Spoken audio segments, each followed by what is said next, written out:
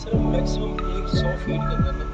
Pipe की depth ऊपर है, तकरीबन 1 फुट डेप्थ होता है। बाकी जब मर्जी चेक करते हैं पाइप के ऊपर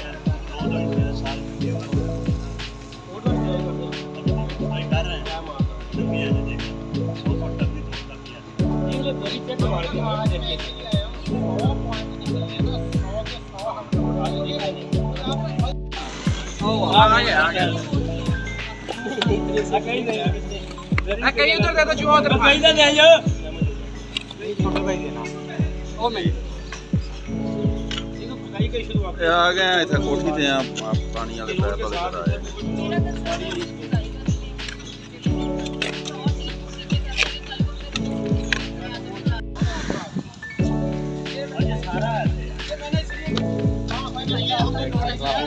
जहाँ पे नहीं है हम वहाँ पे भी निकाल के देखेंगे, वहाँ पे